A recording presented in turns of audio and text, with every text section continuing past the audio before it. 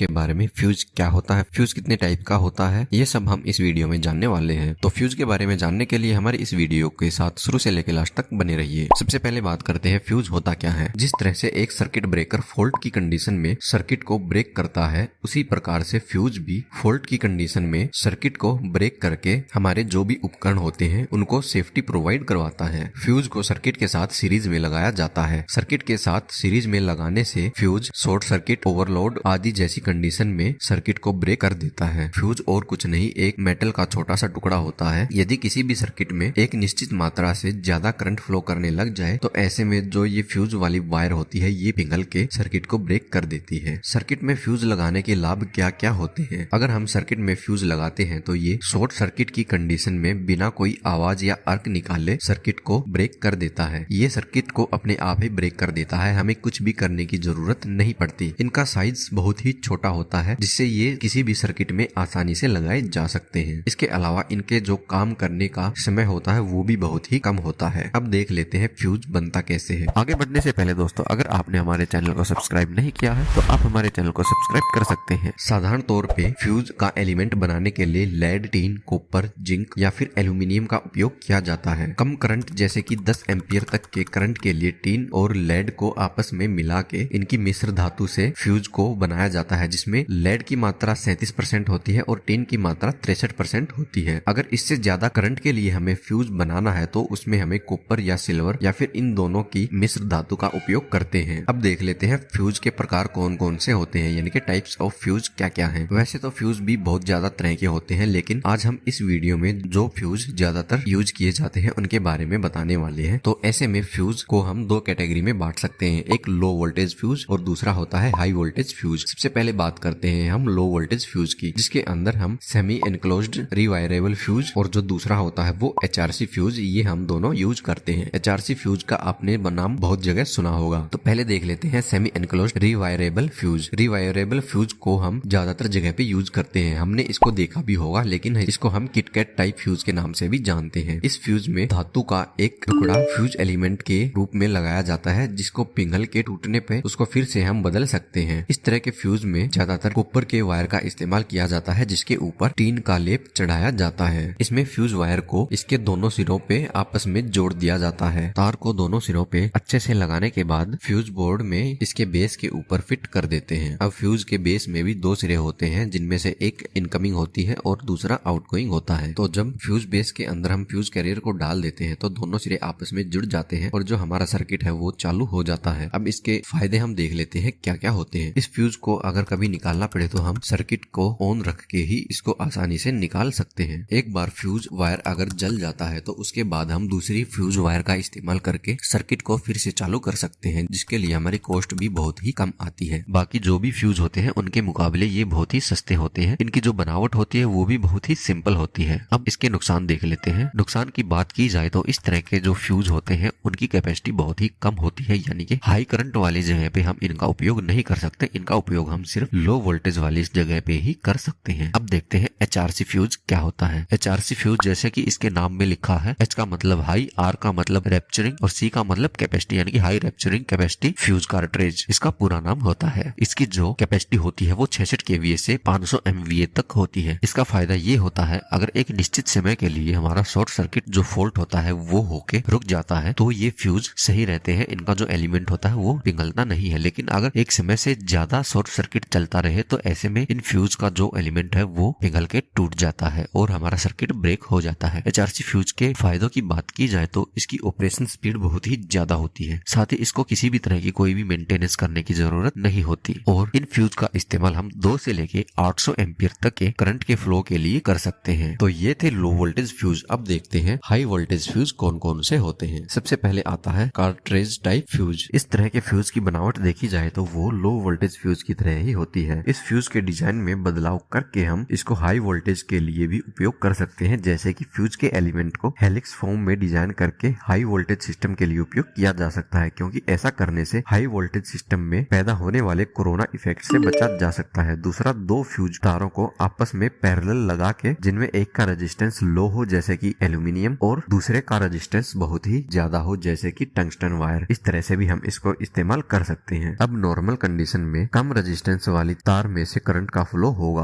और अगर कोई भी फॉल्ट की स्थिति आती है तो ऐसे में जिस तार का रेजिस्टेंस कम होगा वो तार जल जाएगा और जिस तार का रेजिस्टेंस हाई होगा वो थोड़ी देर के लिए उस हाई करंट को कंट्रोल करेगा और थोड़ी देर बाद अगर हाई करंट का फ्लो नहीं रुकता है तो ऐसे में ये हाई रेजिस्टेंस वाला फ्यूज वायर भी जल जाएगा। अब अगला है लिक्विड टाइप फ्यूज। इन फ्यूज के अंदर कार्बन टेट्राक्लोराइड के सॉल्यूशन का उपयोग किया जाता है। इन फ्यूजों का इस्तेमाल बहुत ही ज्यादा हाई वोल्टेज वाले सिस्टम में किया जाता है। तो ये थी हमारी फ्यूज के